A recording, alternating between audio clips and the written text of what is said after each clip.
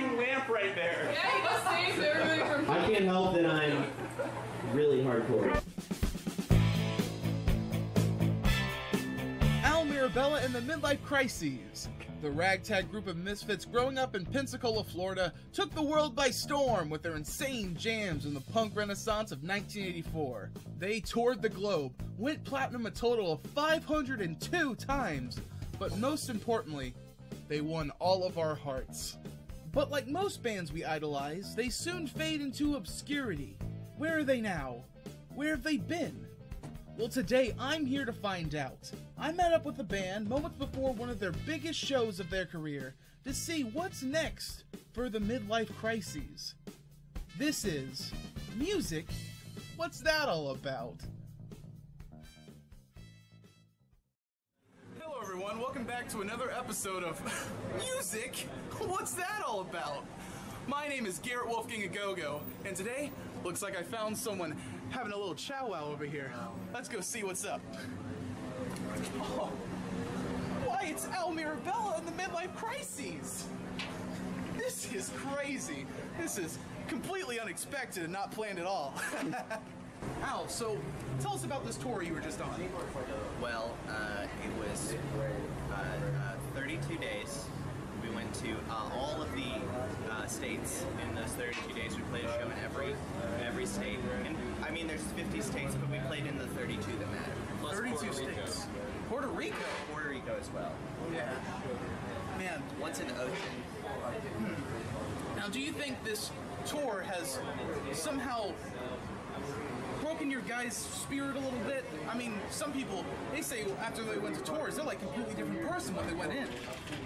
Well, you know, it's like I told Nate, if this tour doesn't kill you, then I will. And then I did. No, I'm just kidding. I just broke his legs, guys, with a wrench.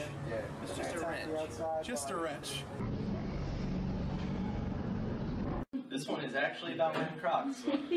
I have regained my virginity and become the nerd I swore I'd never be.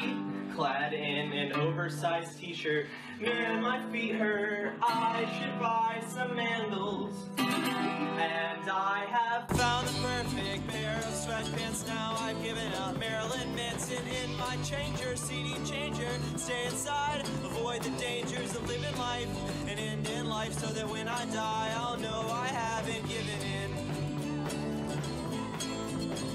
It has been well documented that Mirabella is one hostile band leader. He's controlling, manipulating, and just kind of an all-around bad person. But it wasn't always like this. According to Madonna, Al started losing it after Mid-Life Crises got beat in the Billboard charts to Third Eye Blind's Semi-Charmed Life. America turned their backs to the band, and Al couldn't cope with their rejection. According to Florida police documents in the year 2000, Al locked the band in a tower for 30 days straight, forced to play Bruce Springsteen's greatest hits 24 hours a day, 7 days a week. If a chord was missed or a wrong note was played, Al would whip them without mercy. Sources say bassist Nathan Morona left to get some water for 5 minutes, and when he returned, Al scooped his eye out with an ice pick. Unfortunately, no charges were filed. After this PR stunt, no one heard from the band in 4 years. They just vanished. Oh, hello, miss. Hi. State your name and what you play.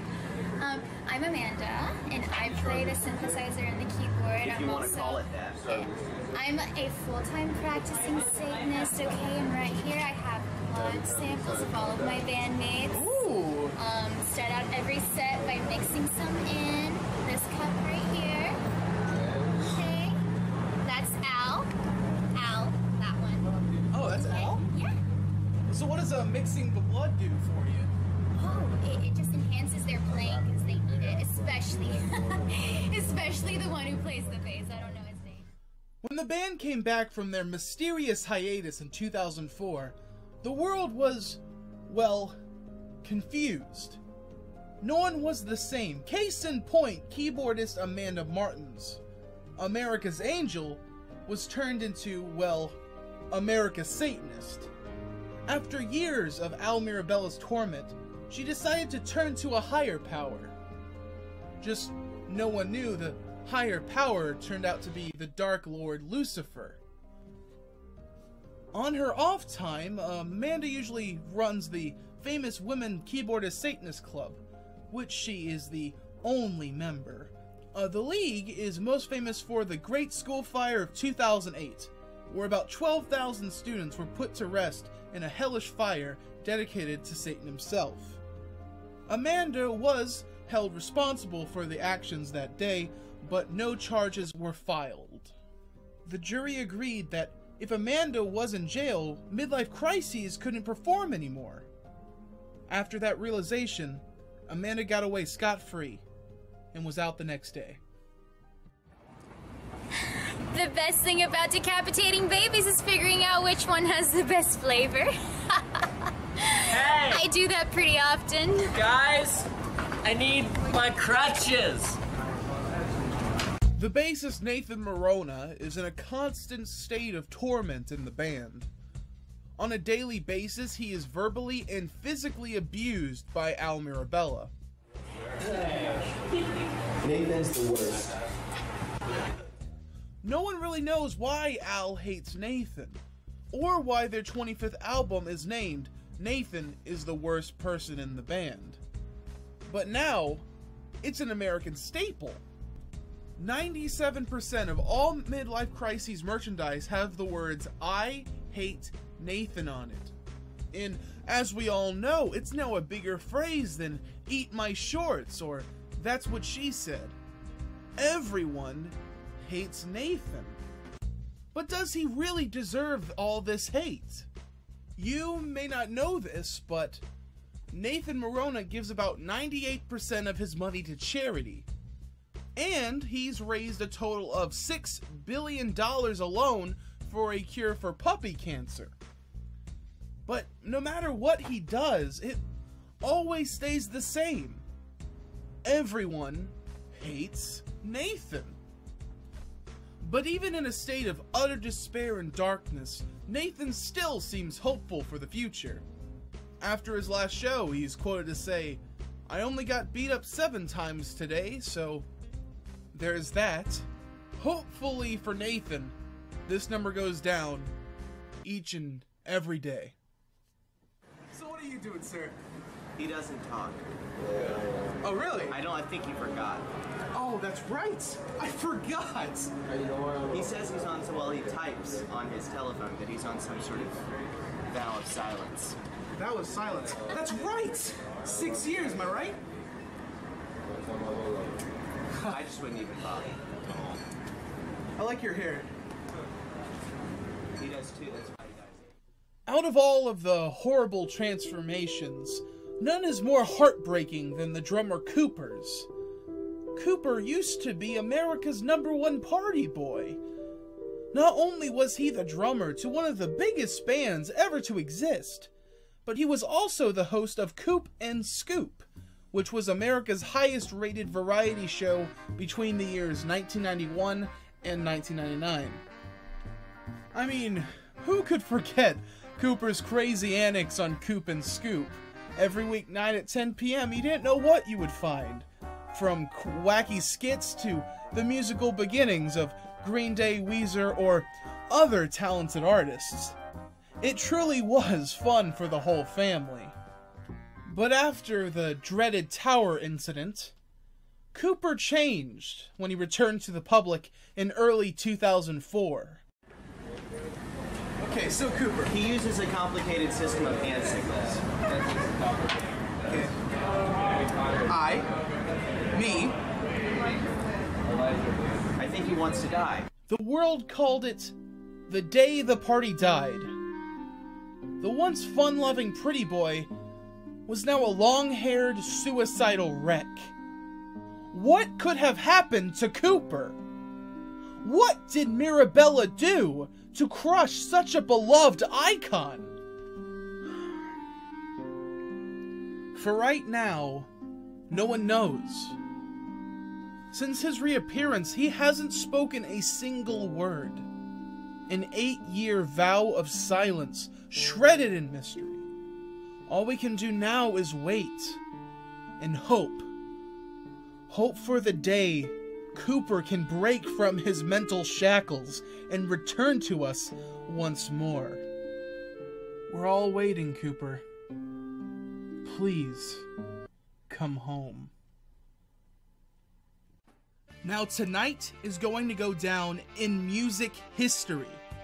Tonight, Mid-Life Crises is returning to the building they performed in their very first gig back in 1984. That is right, it's the world-famous Sluggo's Music Bar. Rumor has it, Mirabella said this could be the best show they will ever do. Now, it's pretty obvious they have their work cut out for them.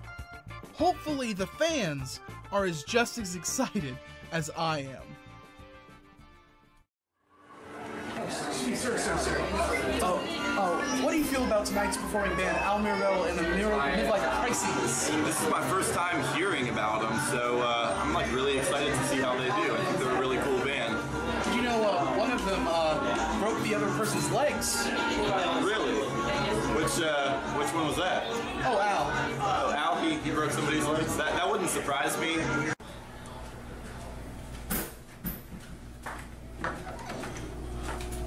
Excuse me, sir.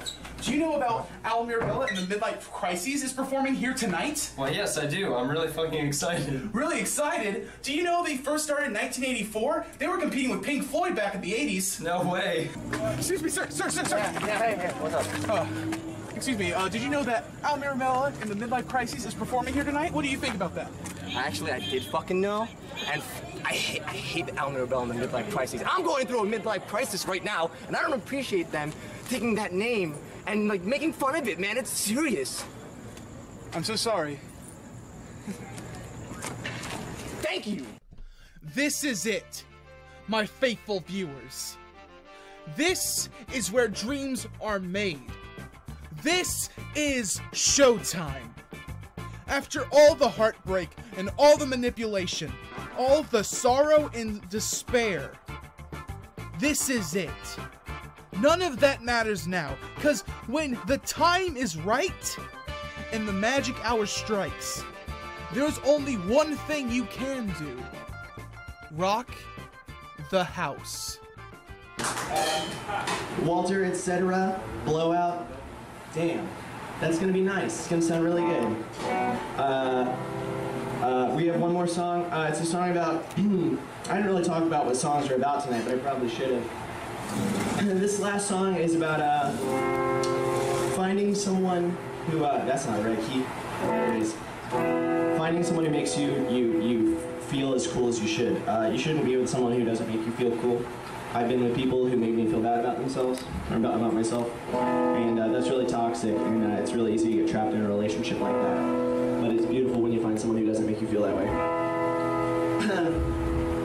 This song is called Something Blue.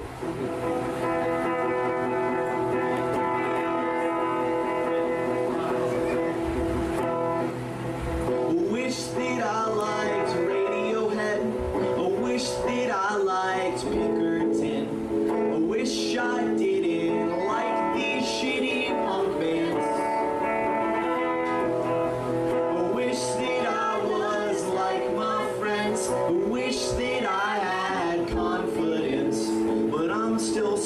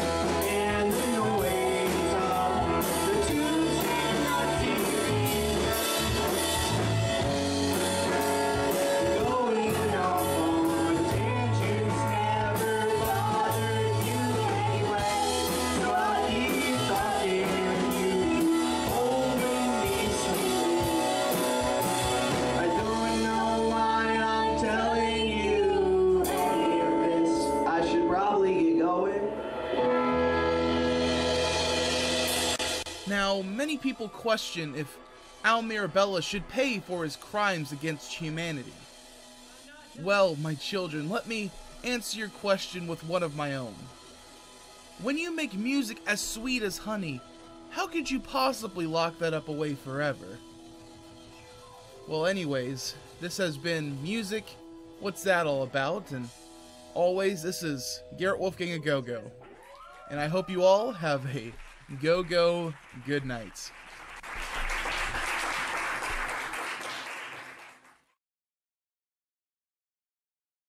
Where am I? Grandpa? Thank you. Grandpa?